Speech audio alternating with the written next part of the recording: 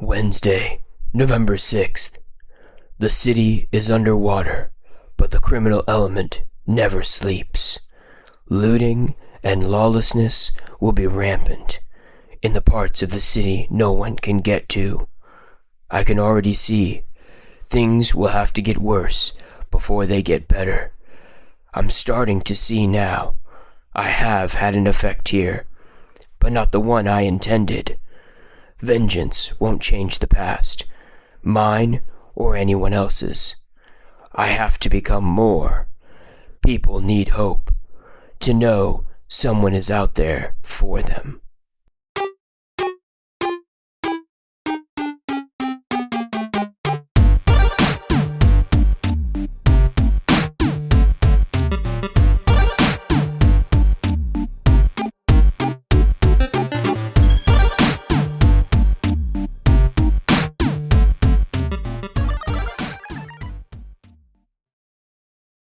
Welcome to the Greatest Story Podcast with your hosts, Zac and Josh. We are here to discuss and react to some of the greatest stories ever told. We will look at books, movies, video games, and all forms of storytelling to figure out what makes a good story and what are some of the greatest stories.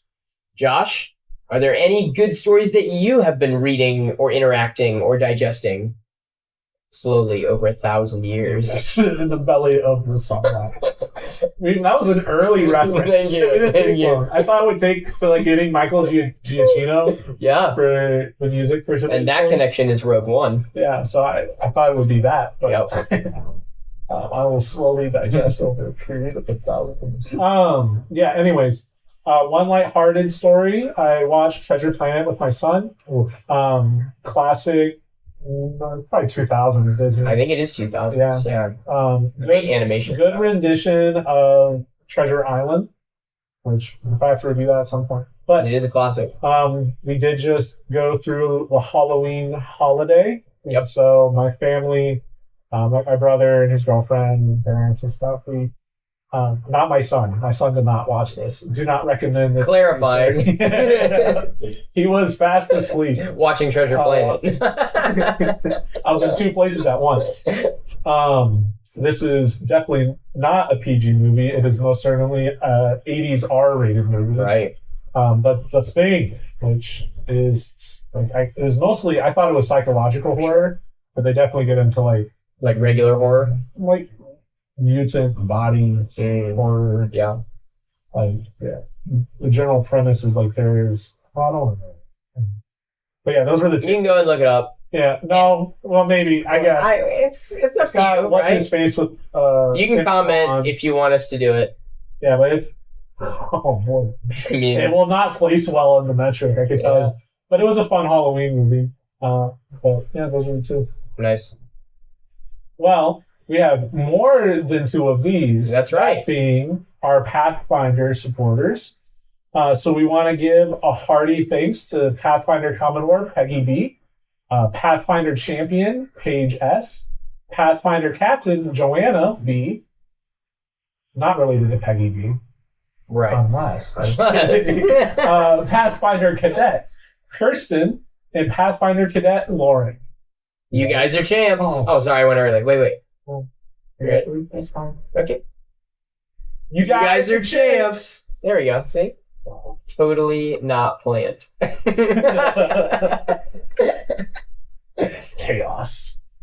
Well, what are we talking about today, Zac? Today we are talking about the one, the only, the Dark Knight, the savior of Gotham, the savior of Gotham, the Caped Crusader, the... I'm trying to think of other names that he's gone by. The Batman? Sure, that's a good one. That masked vigilante. The Batman. The Dark Knight? No, well, yeah, I just said but not to be confused with the Batman, the Dark Knight. Yeah, I want to say, when you're just the one, the only, I'm well, there's the Christopher Nolan trilogy. Yeah. Then there's the Justice League one. Yep. Then there's the 80s one. Right. And then there's the weird DC crossover with the Flash, with the Batman from Justice League, Batfleck. Right. And the 80s one. Yep. And then there's also the 50s one. And I was there's definitely more than one Batman. And then you got Batman Beyond. Yes. Anyway. But that's animated. Well, then you got the Kevin Conroy animated. Right.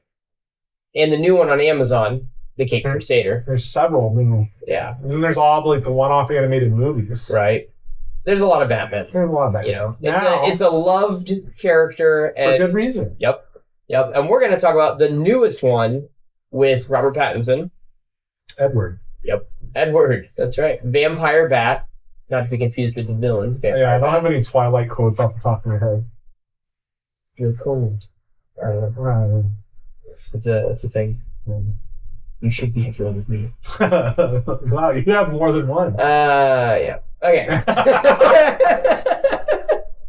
Okay. Moving on. I think we found a secret passion.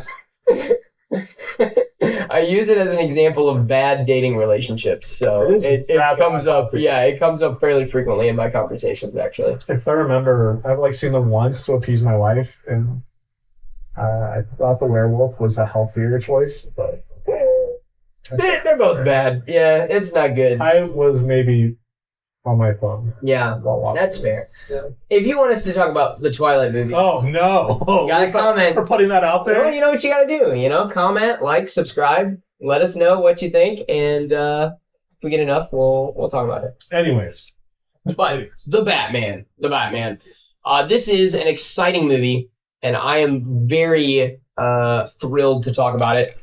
What about clear plot, Josh? Let's just jump right into it. I adore the plot of this movie. Yep.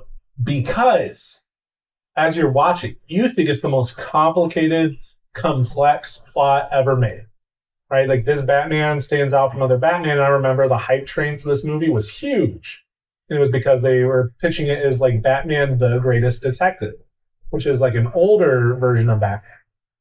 And when you're watching the movie, it feels like that. But then when it all coalesces, it's so crystal clear. And it's actually not that hard of a plot. But they weave it so masterfully throughout the film that it feels epic and mysterious and dark and gritty. And you don't know what's going to happen. But when it happens, it makes total sense. Yep. It's like, it couldn't have happened any other way. Of course that's how it was going to happen. Yeah. Yeah, it's... R.L. Rata, a Rata. A falcon has wings too. And a penguin. So good. Yeah, and that's the thing, right? So if you're not familiar, the villain in this movie is the Riddler, and so... Well, he's one of the... He's the main villain. I think the penguin is clearly a bad guy too. Well, yeah, but it's not his movie, you know. He's like, it's set up. TV show. It's set up for him. Have you started the TV show? I have not started the TV show. I've heard good things though. Yeah, I'm excited. I want to see the Penguin take another role in the second Batman. So I think I saw anyway. I know we're not supposed to talk about the TV show, but it's supposed to set up the next Batman movie. That's very exciting. I'm gonna have to look at it for sure. But focusing on this Batman, so the main villain is the Riddler, right? And super creepy, but really well done with acting. And what I like... Oh, yeah, go ahead. And believable. Yeah. That's part of what makes this movie creepy. Yeah. It's because it's a superhero movie. And like that makes sense. Yeah. Like all those things. Yep. Anyways, we'll get there when we get there. Yeah. The Riddler's doing things through planning and creativity, not through superpowers. Reddit. Yep, and Reddit. Yep. But anyway, one of the things that I love. We're just kidding. Not Reddit. We don't want to get sued by Reddit. Knock off Reddit.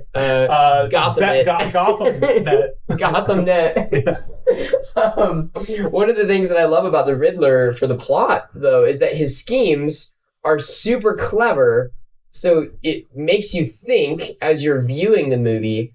But then also it's not so convoluted that you can't follow along or can't figure it out on your own. Yeah. It like does this perfect balance where Batman is solving the crimes along with you and like putting the pieces together. But if you're paying attention, you can also put the pieces together and you're not like so lost.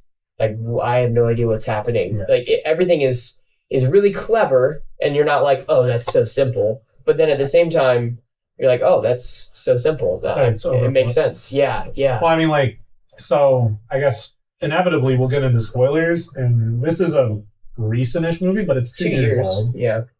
The first probably act of the movie, Batman and Riddler are playing mind games. Well, it's really Riddler's playing mind games with Batman while he's systematically executing high profile Gotham officials like the mayor, the DA, chief of police, the commissioner. Yep.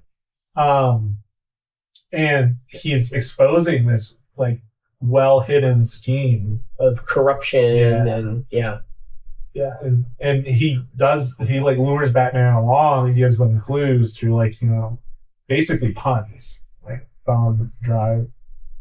Yeah, I was like, I knew it was gonna happen. Yep. Or like, yeah, you could watch it. In this, I guess, because we tried to give a bit of guidance. I wouldn't say this movie's probably a great movie for anybody. It's dark. It's not like, is it R? I think it's PG-13. It's on the line. It might not technically be R because there's not a lot of swearing. But there's some heavy themes and some pretty key scenes of violence. And it happens during Halloween. Yep. And it is creepy. Yeah. Full disclosure, I watched this movie during Halloween and it was epic. It fits. But I was also like, wow, this is a vibe. Well, and it is. Yeah. And that's why I like Batman, because like I personally do enjoy a spooky story. But in Batman, the good guy's going nowhere. Yeah. You'll still get spooked out on the way. And every Batman villain is like freaky. Yep. They do a great job. It's like borderline horror, which I think is the point. We're not an ethical lesson. We're not there yet. But anyways. Yeah. So like you follow them along and you can guess what's going to happen. Yep. Yeah. And I appreciate that there is so much information that is given and there's so many like added details that you can pick up on if you're paying attention or when you're rewatching, but the actual main plot line of the movie is really easy to follow. And it's kind of, Josh even mentioned this earlier when he talked about the first act. The movie very easily and clearly divides into 3 acts. There's the introduction of Batman, there's the introduction of the Riddler, there's those opening mind games like Josh was talking about, and then we catch the Riddler and this quote-unquote rat that we're looking for, kind of this whistleblower kind of guy, this insider. And then there's the finale and kind of the fall of Gotham where everything just comes to a head. And the movie, the movie's almost 3 hours. And it almost divides up perfectly hour. And it's really well done. Yeah. Yeah. Should we I guess you would just do like the plot list. Yeah, a little bit. I don't know if there's much. I mean, I don't know. I don't want to spend. Yeah, I don't want to give like too many spoilers, or because there are some great scenes that's true. That are part of the plot, and you have to go and watch it. Like it's really really good. What about so thinking about plot, but clear character arc? Do the characters change? What do you think? Well. Yes. Yeah. I mean, in Bruce Wayne, Batman's is pretty stereotypical for every Batman movie, right? Even this rendition, Bruce Wayne still puts off as like a weirdo / playboy who keeps to himself, but is like a billionaire, and learning that he actually needs to take responsibility in his real life role. Yeah. Because like he basically like, because there's a point in the movie where the Wayne family is incriminated in this whole plot. That's the cover up. And it's basically an accident, but they're still complicit in it. And Bruce's negligence as he's become the Batman as an adult, right, feeds that negligence. Yep. And like, his company's irresponsible. So like there's that one with responsibility. Yeah, I really like something that this movie does a little bit different from some of the other Batman movies is Bruce Wayne is actually less of a public figure. Yeah. Like he doesn't really go out in public. He doesn't really do anything like he shows up to the funeral. Yeah, and that's like a big deal. Yeah, like he is always Batman. That's the only thing he cares about is Batman. Yeah. Whereas in Christopher Nolan's, he's like got girls. Yeah, he's more like of a public figure. Yeah. And like Josh said, by the end of this movie, he's like, oh, I need to do more than just be Batman. Yeah, like I need to actually help as Bruce Wayne. Bruce Wayne can also be a hero. Yeah. I think the Batman part of Bruce Wayne, there's the whole thing with like Andy Serkis's Alfred, where, you know, he thinks that he's impervious to fear, and he thinks that he's got to be this hardened, like dark knight. Yeah, and he can't have anyone around him. And between Catwoman, Selena Kyle, and Alfred, he learns that he actually needs help, and he becomes stronger with the help. Yeah, which is ironic because Alfred's a butler. Yep. The help. Yep. Yeah. So I thought those were both good. Yep. I think that's really good. And I think for well, I don't want to get into that yet because that's also part of Clear Ethical Lesson, I think. But there's even the way that Batman is portrayed, and there's kind of a narration that he does at the beginning and at the end of the movie that kind of bookends the movie. Yeah, that's true. And he talks about the purpose behind Batman and how even the purpose of Batman has to change if he's going to truly help the city. And it's really, really cool because he talks a little bit about hope versus vengeance. And there's this theme of Batman being vengeance that's then twisted. Yeah. And even the villains start talking about how, well, their vengeance, they're doing the same thing as Batman, punishing the city. And he kind of enables them as Batman. And he realizes, I need to help the city, not just punish. Like, I have to be more than vengeance. But he creates, once again, he created his own monster. Yeah, yeah, exactly. Well, partially. There's a lot. Yeah. When you you mentioned the I Am Vengeance thing. Like, what a sick scene. So good. He says it multiple times. Yeah. Are you talking about the opening scene? The opening one. The opening scene is so good. He takes out that game initiation. Yeah. He's like, who are you supposed to be? And he just, like, beats this guy up, and then he's just like... and just puts him in the ground.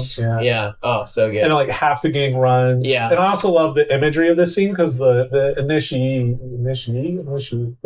guy getting initiated. The guy getting initiated, is like a young guy. The initiate. Yeah, the initiate. He's a young guy, and he's got like half his face skull and half his face normal. Just his face. Yep. And you can tell like he doesn't actually really want to go through with this gang. Just basically like knocking out a poor random bystander. It's the gang corners this poor elderly man. Yep. He's got to knock him out cold, and then Batman ends up knocking out all of them. Yep. Except for this young guy. But it's just beautiful imagery because, like, even in the beginning when Batman's vengeance, he still gets hope. Yep. Like, this kid gets to choose if he wants his face smashed in or if he wants to run away. Yep. And he chooses to run. Yep. Yeah. Anyways, I know that's probably something later. Yeah. No, it's good.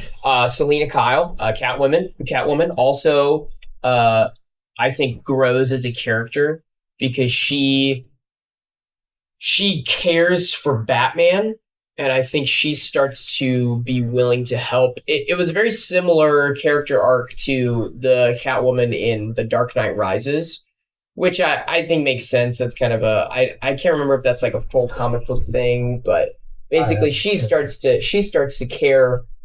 She starts to help because she cares for Batman. So there's a slight change, I think, that happens with her. Yeah. And even she makes the decision not to murder Falcone, which is with help from Batman. But I think, like Batman says, he talks about how you can't lose your own soul. And and if you murder him, then you're just like all these bad guys. So I think Batman does kind of get through to her a little bit. Is she a foil to Batman? I think there's a lot of foils. So I actually think Riddler is a foil to Batman. Oh, for sure. Yeah. But like Selena, like Batman chooses to kind of slowly open himself up to others. And, because you have the ending scene where Selena goes left one and he way goes right. And the other way, yeah. And it's kind of like they both could have become a team. Correct. And Batman was willing to become a team. Yep. But she only wanted to be a team as long as it benefited herself. Correct. If they could go do whatever they want and not help the city. No. And he's like, no, I need to help the city. So I think like she's kind of a foil for him, what he could be if he was selfish. Yeah. And the Riddler is kind of what he could be if he lost his control. Yeah. I mean, if he was... Well, and I think there's that scene when he's like fighting the Riddler guy, which it's not his fault. He took like that emergency shot of adrenaline. Yeah. But I think he freaks out Selena Kyle. Yeah. And I think it's because like that's when you're who you could be. Yeah. You're pure vengeance. Yep. If you're pure rage and you just want to tear down. Yep. He can do some terrible things. Yeah. But we're bleeding into ethical lessons. Yeah, I think Selena has some. Yep. She's definitely a more complex character. Yeah, I think so. Like she doesn't really evolve. Yeah. She's like given an opportunity to. But she kind of doesn't really I think do it. It's clear that she knows it's the right choice. Yes. Yeah. But she still doesn't choose it. She still doesn't do it. Yeah. And then I think Gordon is a great character, and he learns who he can trust. And I think that's part of the nobody. Yeah, exactly. I like Gordon's character because he starts off putting his faith in all of these people that are systematically torn down and murdered. So he has faith in the mayor. He has faith in his old partner, the commissioner. He has faith in all of these people. And the only person who doesn't let him down is his faith in Batman.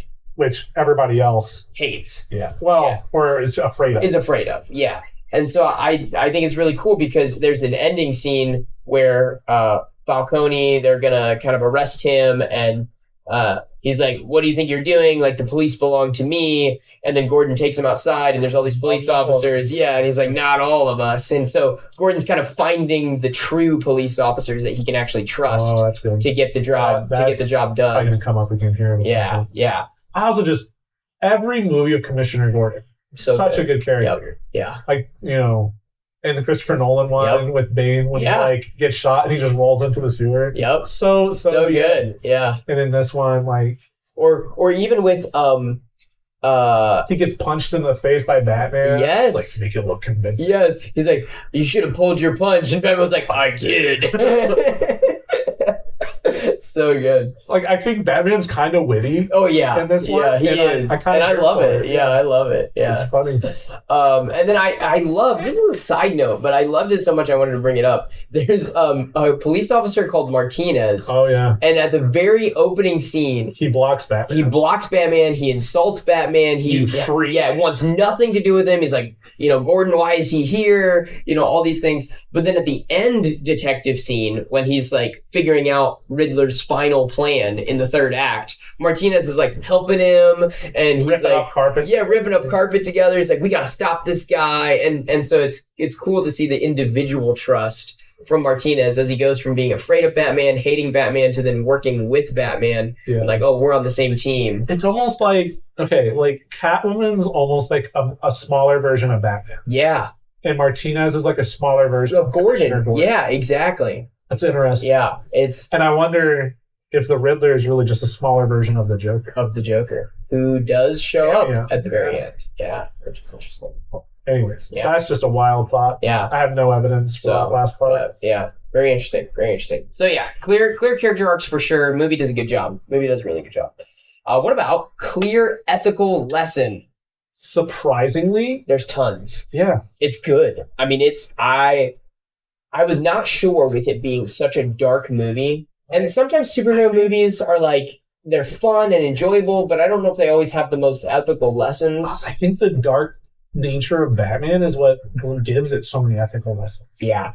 And I think that's one of the reasons why I like Batman. So, like, I mean, I grew up watching cartoons like the Justice League. Yep. And I always liked the Batman the most. Yep. And I'd have to go back and rewatch them to know exactly why, but there's just a fascination. And I think it's because every aspect of this movie that's dark is not just plausible, it's real. Yep. Like, these things really happen. Yep. And we all desperately want there to be an aspect of vengeance. Yep. Or like, we want justice. We want justice, but we also want to go a step past that. Mm-hmm. And I think sometimes that is honestly justified. Like, there are some crimes that were like, that shouldn't just be punished, it should be annihilated. Yeah. Just like the opening scene. We need to make sure that doesn't happen again. And the gang leader is like, Batman obliterates him in that first scene, but what happens? Half of his team runs away. Yep. Because he's like an object lesson. Anyways. But I think the darkness itself in Batman teaches us reality. Like, the world is pretty gritty. Yep. I'm not trying to be too despairing. Right. We're not like with, not with killer clowns, but that's not necessarily true anymore. Oh, bummer. That's a while ago, though. Yeah. But still, that's a bummer. Anyways. But like, well, at least we don't have live alligator people. That's true. Or, scarecrows or... what is the Mexican wrestlers with the masks? Like Bane? Oh, yeah. Crap. Something Adore. Luchadors? Luchadors. Yeah, I was going to say Conquistador, not the same. No, not the same. They don't have masks. I mean, they might. I guess. They have helmets. Yeah, you don't have, like, Two-Face. Anyways, so just as a setting, I think the darkness of Batman is a great playground for ethical lessons. Mm-hmm. Yeah. Yeah, and I think that this movie does a really good job. We already mentioned a little bit the idea of hope versus vengeance, and that's the change that Batman makes, is he realizes at the beginning of the movie, right, he talks about how he is on the prowl, right? He is vengeance, he is hunting, he is looking for that criminal element, and he's trying to just beat it into oblivion and get rid of it. Yeah. And then in the end, he realizes that actually I need to be more than vengeance. I have to be hope to help people rebuild the city, to actually put something good there and not just punish what's evil. It's like, yeah, not just punishing what's evil, but giving them fear. Yep. Like the bad guys rule through fear. And I think that's even in the first little monologue. Yeah. And he becomes fear For to the the bad bad guys, guys. yeah. And like So, cool montages Oh of my like goodness. people looking in corners. okay, yeah. The I bat wanted to light get into goes up. this. You want to do it? Later? I was going to talk about it in Captivating World or maybe Inconsistency. You can give a spoiler. I'll give a spoiler. Okay, Josh mentioned like the horror aspect. One of my favorite things about this movie is that it is a horror movie from the bad guy's perspective. The whole time, Penguin, whenever Batman like comes out of the fire, and then it's just the boots. It's Honestly, he's just like walking towards him. Wait. You got to set this up. So, sick car chase. Yep. The car is upside down, illuminated by flames everywhere, and you are watching upside down. Yes, from Penguin's perspective. Which that actor, I forget his name, but he's he does so good. Frank. Anyways, he does such a good job. Yep. And he's ridiculous. But you see the Batman walking towards him slowly, upside down. like I footstep honestly after believe, footstep. and when he's perfectly framed by the car window, Yep. I think that's going to be one of the most iconic images from movie history. Yeah, it's so good. It's such a wonderful. It's really, really good. Yeah. But yeah, I forgot. Yeah. Yeah, and every but time when you said there's like checking corners and like he's like taken out, Yep. like or the club elevator night scene, guards. yeah, in the club where it's just like pitch black. And then there's just like guns going off, and it's like the flashes of the guns are illuminating him moving from like It's like- location to location, Oh, and like it's like Rogue One tie-in. yeah, like the It's like blink. Darth Vader, Yes, a good guy. Yes, Darth Vader. exactly. And it's like the blink and you miss it, and he's like moving from this location to this location. You know, kidnapping people from behind walls, and Which, you said you played the Arkham series a little bit. yeah, It has the same vibe as when you're playing Arkham, and like you can't just fight 20 guys at once; Yep. you'll die. yep. And so you have to do this like hide You have behind to, like, corners and take guys people out one at a time, And like Yep. you're like Batman, it's unbelievable, but it's also believable. exactly. Like there are a lot of times when like he would probably die. Yeah. But, But also- like, there's enough tension, like, Yep. but he could die. Yep. Like he's not impervious. He's not impervious. Yeah. So I think that's really, really good. Anyways, but back to the hope and vengeance part, like the horror aspect, Yeah. it builds it. And for me, I would almost word it like it's not enough to deconstruct. You always have to reconstruct. Yeah, you have to put something back, Yeah, you right? You can't can't just just- take away. Yeah, if you got a faulty wall in your house, you do need to tear that down. Yep. And but if you don't rebuild it, then you just got a big hole in your Yep. house. Your house is gonna fall down. Yeah, and then Yeah. other things will rot and Yep. will decay. Yep. Like the Riddler only wants to destroy. Exactly. He has no He plan. has no intention of rebuilding. Yeah, he there is- just wants There to is destroy. no goodness. It's just Yep. vengeance. Yep. Which makes him a villain. Exactly. And I think that's what Batman realized. Like you were Yeah. basically I can't be a villain. Yeah. And he was basically being a villain to the villains. Yep. And he realized it's not enough to just make bad guys scared. Yep. He had to make the good guys have hope. Yeah. And I think that leads into another idea that the movie presents is that fear alone is not enough for justice. Like just bringing punishment is not enough for justice. Are you saying that there has to be healing too? Yeah, there has to be healing as well. Yeah. There has to be that thing that you put back, that thing that you rebuild. Oh, interesting. Are Yeah. you going to take are you thinking about Bruce Wayne as a child with his parents being gunned down? Yeah. And, he has to heal from that? Is that Yeah. kind of what you're looking Yeah. to? Yeah. Oh, okay. Yeah, and the whole idea of fear, like there's so much use of fear, like the bad guys use fear and Batman uses fear, and even there's a line that the Riddler uses, and he says, "You were my inspiration. You Yeah. showed me what fear and focused violence can do," Which is highly accurate. which is what Batman does. Yeah. It's fear and a little bit of Highly focused focused violence. violence. Yeah. And Batman realizes that's not actually justice, right? I need something else And to bring real he change. kind of hides behind the whole I don't kill people, no Right. guns. Right. But I'm also Oh, he's the plausibility. he's beating the crap out of you people. might not- It's like the I feel like you might die. well, it's like, have you seen the meme with it's like Superman and Spider-Man, and it's like the I won't kill you, but your hospital bills will Yeah. club. It's so great. That's funny. It's the same vibe. Yeah. But I feel like he kind of, and I don't know if it was intentional, But I think they kind of play up how he hides behind that, right? He's like, well, I'm not like them because I don't kill them. Yeah. But he's not doing anything other than. And there are definitely a few people that he ends up killing. So yeah, there's like a couple people that he like makes them shoot each other and like.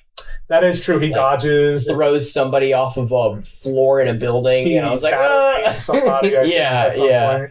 And you're like, oh yeah, I mean, you may not be like actually shooting. He might people, not die but, right now, but he might die later. You just threw that guy off a building. Like what?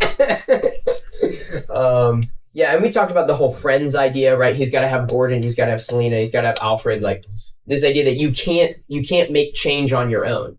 And other movies, other books talk about this too, right? We're not islands. We actually need people. We need friends to be able to produce real change. Yeah, and I think even going beyond that, I think there's a lesson about. Oh, this is complicated. You want to be a trusting person, but you don't want to trust people at face value, right? Like their actions speak loudly. Yeah. And so like another ethical lesson I picked up. A lot of cheap shortcuts are not good alternatives to real struggles. Yeah. And so like the whole first plot, like all these guys are getting vengeance by the Riddler for good reasons. Yeah. The basic plot is there's two crime lords. There's Maroni and Falcone. And I think Falcone was under Maroni. Correct. They were like rivals almost. Yeah. And you got guys like the guy who is the mayor aspiring to become the mayor, the police commissioner needing a win, the DA needing a win, and they all collude with Falcone and are like, look, we will establish you as crime lord. Yep. And they basically, like, Falcone says they work for me. Yeah. And they're all afraid of Falcone. They do work for him. Yep. And they take down Maroni, but it's a sham because they just reinstall someone else. It's not like the city actually wages a successful war on drugs. They actually just faked it and nothing actually got better. Yeah. There's an illusion of success. Yep. Anyways, and so like for me, like we're all tempted to take shortcuts in life. Like to make an illusion of success. Yeah, you cheat on your homework, you might get that temporary A, but like when it's time to take a test, you don't know anything. You don't know. Yep. Right? Like I can lie to my boss and say, this task is completed, but if it's not actually completed, not only am I going to get in trouble, I could lose my job. Yep. And so these guys were living a lie. Like the VA, they were living in fear too. Yeah, and like making people's lives terrible, which is why the Riddler gets mad and decides he's going to take that fear and anger. And like he says, like, what did you say? Like the focused violence, determination. Yep. Some fear and a little bit of focused violence will make people listen. And it worked. Yep. And it worked because the good guys were not so good. Yep. Right. Yep. So shortcuts are not a substitute for actual authenticity and struggle. And I think that goes into this idea of not blindly trusting people in power and not rewriting history, because even Batman has to like wrestle with his parents. These accusations about his parents, and he has to realize, there's good and bad in my parents. And Alfred says, he was a good man, but he made mistakes. Right? Like your father was good, but he wasn't perfect. He wasn't perfect. He had a moment of weakness. Like there was a reporter who was going to do a smear campaign on the family. Yep. And he wanted to protect. Yep. He had a good idea. He had a good reason, but he went to Falcone. And you can't make a deal with the devil. You cannot guarantee your result. Yep.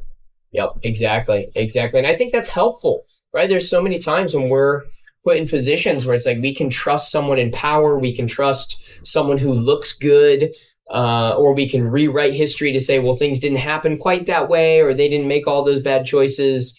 But we need to be honest about situations. And the things that happen and the people that we look to.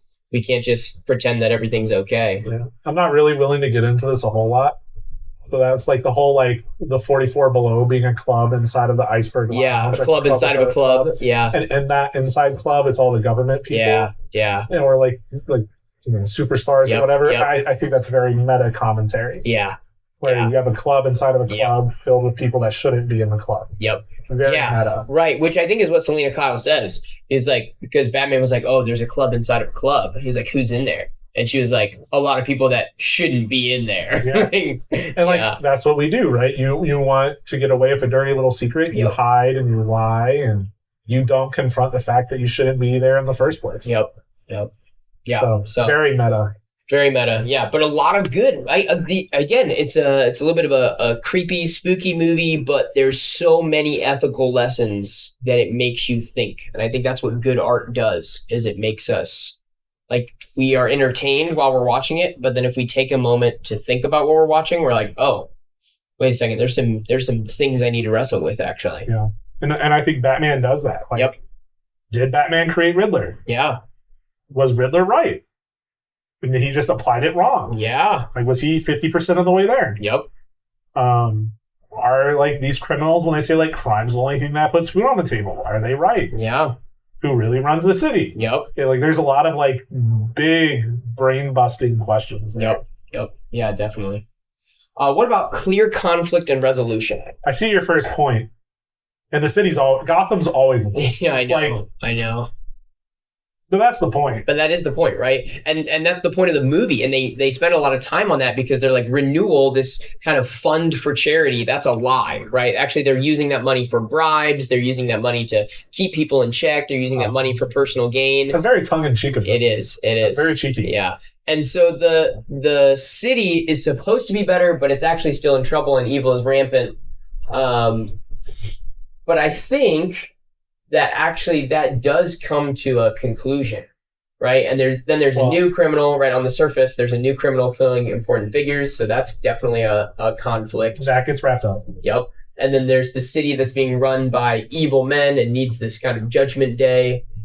This judgment day happens, and they kind of... And it kind of wipes... It is... So, like, we're talking about renewal. Like, wipes the board clean. It does. Like, it does. Penguin can step up. Yep. Selena goes off. Yep. Batman has, like, this dual agency now. Yep. Exactly. And I think that's why the conclusion works so well. This resolution works so well. Creates a whole new playground. It creates a whole new playground. Like, the whole city literally has to be rebuilt. Yeah. I guess we didn't specify this. The Judgment Day involves all of Riddler's followers blowing up bridges, flooding the city with water, and attempting to like assassinate the mayor and a whole bunch of people. The new mayor, yeah, and just a whole bunch of random people, and they almost succeed. The city's flooded. Yep. Batman saves the mayor. Yeah, and a whole bunch of and saves a whole bunch of random people. There's also that iconic shot of him leading people out of the dark. Yeah, which is so good. Yeah. But yeah, and so the city is kind of destroyed, but the people survive, and I think that's kind of this whole like wiping the slate clean. Is the resolution is not that the bad things didn't happen, but that there's hope to rebuild. Yeah, it's almost like it's back to the understanding that bad guys will be bad guys, but the good guys have a chance to be good. Yeah, right. Like in the end, we know that Penguin's going to become the next crime. Yep. That's what the TV show's about too. Yeah, but. Absolutely. Well, even Selena Kyle says, right, that you haven't stopped anything. Like, there's going to be a power grab. And Batman says, I know, things are going to get violent. Yeah, and I have a lot of respect for our law enforcement because every bad guy that gets caught, there's a new one. There's going to be a new one that's going to take his place like a day later. Yep. And that doesn't mean you give up the fight for justice. Right. Or that you give up the fight to protect those who can't protect themselves. Yep. Which is why I think we love Batman. Yeah. In the end. Yeah. It's because, like, he's trying to fight for those that can't fight for themselves. Yeah, that and like we need a guy on a dark horse to be the like. I love that Christopher Nolan quote. He's not the hero we deserve. He's the hero we need. Yeah. I mean, I think that's why we love him because we know like that's true. Yep. Anyways, true. So I like. Yes, I think there's conflict resolution. For me, I guess it's a weaker point. But sure. Not like. In the sense of it's an F. Right. In the sense of it's still an A. Yeah. But like the game is rigged where there's not going to be total. Yeah. But I mean, like Falcone is done. Yep. Riddler's in jail. Of course, they set up the Joker in that scene, brief cameo. Yep. Penguin he wasn't a main villain though. But now he's set up to be one. Right? So he doesn't have like the epic resolution, but he wasn't the epic problem either. So it's like he was kind of like, and that's his goal, right? With a devil in his own. He stays below the surface, right? Like that's his whole MO is like, don't worry about me, I'm not really important. Yeah, I'm just a guy. I'm just a guy, just a middleman. What are you gonna do? Leave me here? Yeah, that's a great scene. I love how he's not afraid of Batman. Like, Yes, he's like laughing maniacally, like Batman's stalking towards him. Yeah. I also like that is actually kind of weird. I realize this. Like, how many people die theoretically during that highway chase? Oh, tons. Which is probably why Batman's so PO'd. Yeah. But like the penguins are punching his steering wheel and laughing. Yes. It's just it's an epic scene. And I was like, that's kind of bizarre. Yeah. Yeah. What about engaging and relatable characters? It's almost like all of them. Yeah. I mean, it's super good.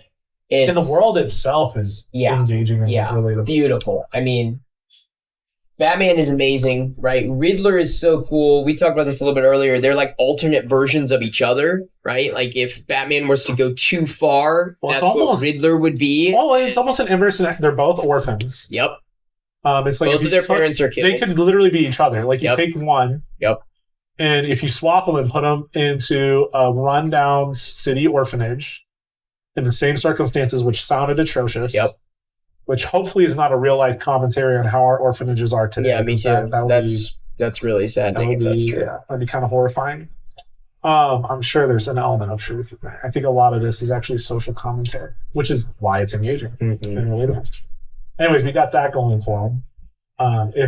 But then if you take away like Bruce Wayne's natural athleticism, because Riddler's not super athletic. Yeah, he's more intelligent, not as athletic. And you just they're almost like poor reflections of each other.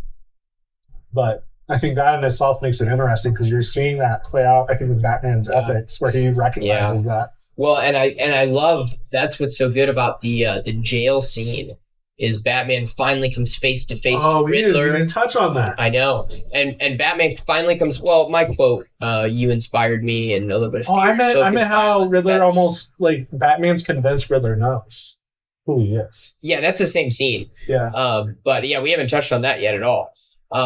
Yeah, we see that and I love that scene particularly because you think that Riddler has everything figured out. And he doesn't. And he even makes a comment. He's like, "Oh, I thought you were smarter than that," to Batman. And Batman's like, "Oh, I thought you were smarter." Like, he's about to give it up. Yeah. I think there's I'm not all the way there. But I think there's something very intensely intriguing about Batman's dialogue with his own fear. Mm-hmm. Like there are two things that scare him in the movie. One, when Alfred almost dies. Yep. And two, when he's about to be revealed. And he's about to cave into fear. Mm-hmm. And I think there's like a very important nugget in ethics about him resisting fear. Yeah, resisting fear. Because he could have ruined everything, like for himself and everyone, if he was just like, well, I guess cat's out of the bag. Yep. I don't know. But it's not. That's like a half-baked brownie, so take it for what it's worth. Yeah. Anyways. Yeah. So, yeah, really great scene, though, especially because, like, they're going back and forth, and this is when you see Batman realizes, like, how similar he and Riddler are. And Riddler even says, like, this was supposed to be a team. Like, I'm bringing us together so that we can watch the destruction. This is not how it's supposed to go! Like, that was like, I know it's supposed to show how unstable Riddler is. Mm-hmm. But like that was such a believable temper tantrum. Yes. Yeah, because he starts throwing this temper tantrum when Batman's like, "No, you're crazy. We're not on the same team. We're not the same." Yeah. And I think Batman defends himself in that way because he's like, "I don't want to be the same. I see the similarities between us." Yeah, it's like almost a denial. Yeah. Like, I see the similarities, and I'm not this person. That might be the linchpin where he has to decide if he's more than vengeance. Yeah, I think so. Yeah. I think so. Yeah. Good. Yeah. Gordon is great. We talked about him earlier. He's just a good cop. He's kind of like, he reminds me of, okay, this is going to be weird. He reminds me of Obi-Wan Kenobi. Yes. Where like all the other Jedi might not be living up to what they're supposed to be. But he's the ideal. But like, that doesn't mean I'll be a bad Jedi. Yep, exactly. And you know what? And he's hilarious. Like at one point, they're like entering the old orphanage, and Batman's like, "No guns." And Gordon's like, "Listen, man, that's your thing."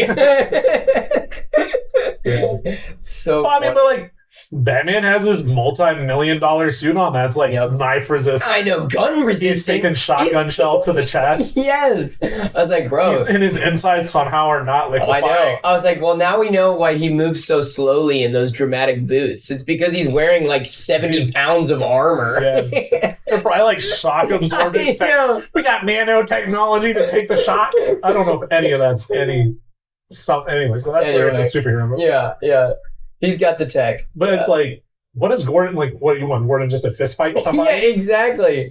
Like Batman, you have you're yeah, exactly. You're benching who knows how many pounds. You have been skilled and trained fighting and like Raze. Yeah, exactly. Which I don't know if that's true in this one. Yeah, but you have all this equipment and armor, and then Gordon's supposed to just like punch people in his suit. Yeah.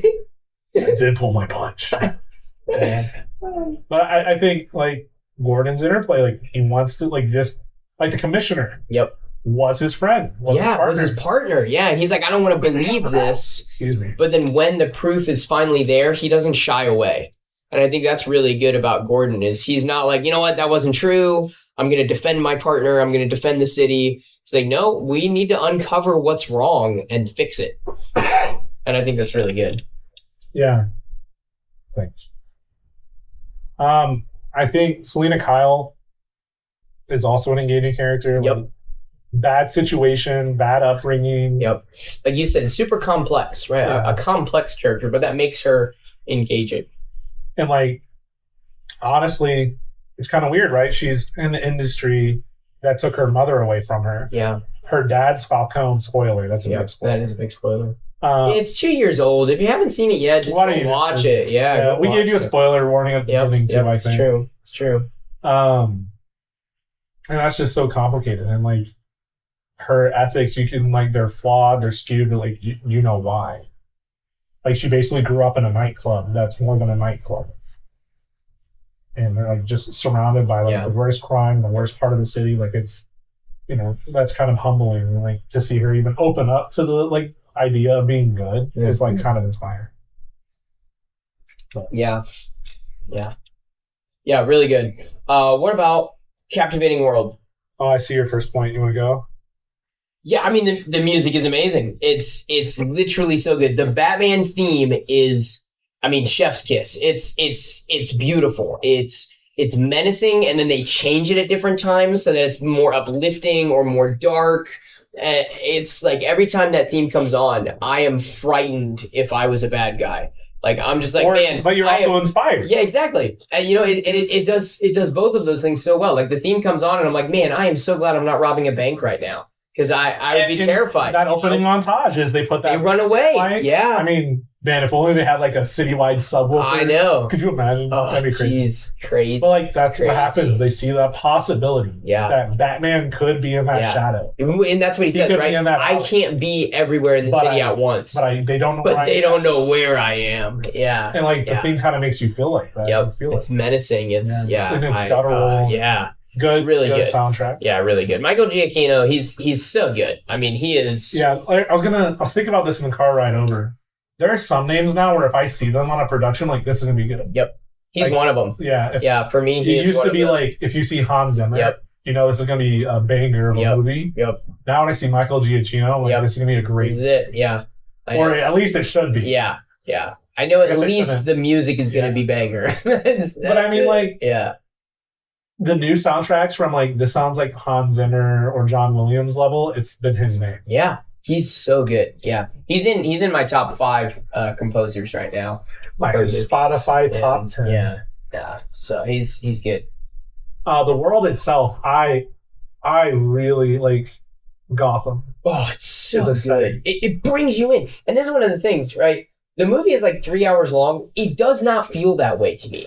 Like when I am watching the movie, I'm in. I'm like, listen, I'm in Gotham for 2 hours, 3 hours. It doesn't matter. If I have to go potty. Yep, exactly. I have never peed during this movie. Not once. I am like, I have to know what happens next. When the Riddler screams in his little duct tape mask. That means yeah, that's a little scary. But yes. But I mean, not even that. Like in the Arkham games, like in the other movies, it's just in the comics, in the cartoons, even in Batman Beyond. Yep. It's just like it is a playground for fear. Yep. Because let's be honest, I don't like walking through big cities at night. Right. Do you like walking through big cities at night? There's fear that happens. There's fear. I don't even like taking my garbage out to the street at night. Like you have that primal instinct. Like something could be watching me. Yep. And the city is like a literal. It's been called the concrete jungle. Yep. And like Gotham feels like a jungle. Yeah. Anything could happen at any time. Yeah, like you take a big city and then you just make it the worst. And it's like that's a dangerous place to be. You take the worst elements of multiple cities and throw them together. Throw them all together. And then like you combine, like there's more that's freaky, right? Yep. Mental health, people snapping, that's freaky. Yep. So then you mix in their supervillains. They all have these real life conditions, or they're played off of real life conditions. And they're just like amplified and worse. Yeah, that's freaky because that's, that's plausible. Yep. But I think the cool thing is that it is a playground to teach you, like, the only thing you have to fear is fear itself. Yeah. And like Batman growing up alone as a child decides that he will not fear fear. Yeah. And so I think there's something really epic in that where like good guys, I don't know, again, half-baked brownie. Yeah. I think one of the reasons I like Batman is the reminder that bad guys should be scared. Yeah. Like one day, like something will find them out. Yeah. And probably not a real Batman. Yeah. I hope not. That'd be a little terrifying. Yeah, I don't necessarily think vigilantes are good, but one way or the other. I don't know if the ethical push from this movie is to go out and get yourself a Batman costume. I don't think that's... Yeah, that's not what we're suggesting. No. But the idea that, like, bad guys will face justice eventually, one way or the other. That's a good idea. Yeah. Yeah, that's a piece of hope. And I think the world conveys that. Yeah. Or even, like, life can exist in this broken place. Right. There are good elements, too, even in the midst of all of this kind of chaos and destruction. And all that makes a captivating world. Yep, it does. Yeah. But having, like, crazy, spooky villains and, like, like, you got, like... You got the Riddler, but then you also got, like, the old school Italian mob aspect. Yep. Like, that's just cool. Yep. Like... Oh, yeah. Yeah. I got some Godfather really vibes. Yeah. Super good. I did just watch Godfather the other day. So good. That's really random. I really liked it. Why'd you watch Godfather? Lydia had never seen it, so we watched it. Yeah. Super good. Yeah.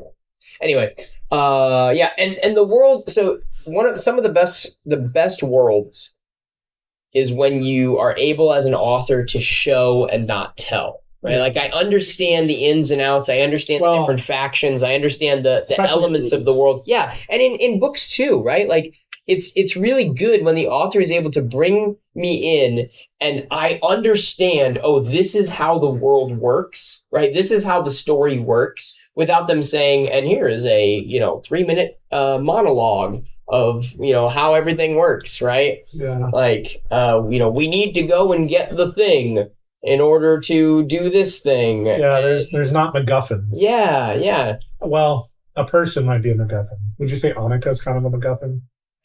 Kind of, but still, but she's actually not that central.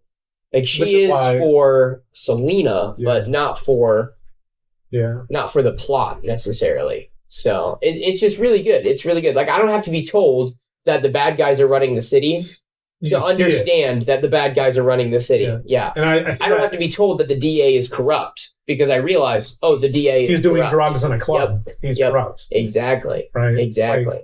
And so, I agree. Yeah. I agree. Yeah, it's just really well done. What about consistency? My only gripes would be nitpicky, right? Like the reality of, and especially in the last act when he's facing all the Riddler dudes. Yeah, the physics of he gets shot 30 times. He gets shot by a shotgun. Yeah, from a foot or two away. Yeah. Like it's right there. So like, and he's like hurt, but he's not like I don't know. Well, I think he's about to die. Yeah. Like, well, he has to give himself the adrenaline boost. So I think like if that didn't happen, I think his heart. Yeah. Like, I was under the impression he was like allowing himself to like at least pass out. Yeah. Until he sees Selena's getting jumped. Yeah. So I mean, other than that, like, I mean, it's just it's somehow like Batman is such a ridiculous concept. Yeah. Like if you think about all the different types of villains, like Mr. Freeze, like what? Come on. Yeah. Or like they got Dracula, I think basically at one point, or the Killer Croc. You brought him up. He's literally a human crocodile. Yeah. It's like they have these elements of the fantastic. And it's like very like cheesy superhero. Yep. There's just something about it, though, in the way it's woven in, where you're like, no, I'll buy that. Yep. Yeah, that's good. Yeah. But, like, in this movie, everything is super creepily plausible. Yep. Like, the clues that the Riddler leaves. Yeah. They're not like... little creepy Halloween note cards. Yep. Yep. Yeah, he went to the make your own Hallmark cards. Yeah, he went to the dollar store. Yeah. He's like, oh, this will be a cute card to talk about murder. It's like, what in the world? And all of that. Like how if you take something very normal and colloquial and you flip it on its head, and that becomes creepy. Yep. You make it off just by a little bit. Yeah. Or the rage and angst of the oppressed being harnessed for very little focused bits. Super creepy. Super consistent because there are times in history where that's happened. So I mean all of it. Yep. Is one part fantastical, but you don't necessarily have to completely suspend your disbelief because it's partially one part believable. Yeah, definitely. And I think that is a crazy sandbox to play with. Yep. Yeah, I agree. Yeah, so overall, it's good. I mean, it's really good. And if you think this podcast is good, you also should remember to sub on Spotify and YouTube and Apple Music and all the places where you listen to this podcast, and also join us as a Patreon member. And we want to thank some new Patreon members, Bridget and Joe. Thank you guys for joining us as free Patreon members since our last episode. Yeah. Like and subscribe for more content. That's right. You can find us on Instagram as well. We may or may not have some cool goodies to showcase on the Patreon page. That's true. Keep your eye open on that. Yeah, we got some more exciting posts and some more content coming there as well. As our, paid movement grows, stuff we can do grows. Yeah, well, I mean, we have to live up to what we promised people. Exactly. And we are. We're working on it. Yep. We know it's supposed to happen. It's happening. It is. Yep. Anyways, what else is happening? Our final answer. Yeah. So I'm gonna say S for Batman. Yeah. It's excellent. It's good. When I think about movies that have come out in recent time, in the last 5 years, the two movies that really pop off to me, Dune 2, and not Batman. Dune 1, but Dune 2 and Batman. Yeah. Those are the two movies that are probably like S tier. So I'm going S. Yep. Yeah, I've already seen Batman 3 times or 4 times. Yeah, I'm at the same kind of. So good. Yeah, it's so good. And I'm not bored each time. And it's a long movie. It's long. It's like 250, something like that. Honestly, it might become a ritual where I watch it around Halloween. Yep. Because it's so good. Level, it's so good. It's my favorite Batman already. I agree. It's really well and done. It's so weird. I remember learning Edward Pattinson was going to be Batman. Yep. And I was like, oh, I don't know how this is going to go. He does so well. He's a great actor. Yeah. He does so well. So, me 4 years ago. Kudos to you, Yeah. And if we get 5 million subscribers, maybe we'll have Batman himself. Yeah. Edward Pattinson. Come on the podcast. Yeah, on the show. Yep. That'd be good. I think you would do it. We haven't done that in a while. Yeah. Had people on the show. So what are we doing next week? We're talking about some reptilian artists who like pizza. Cowabunga. Cowabunga, my dudes. Cowabunga, my dudes. Yeah.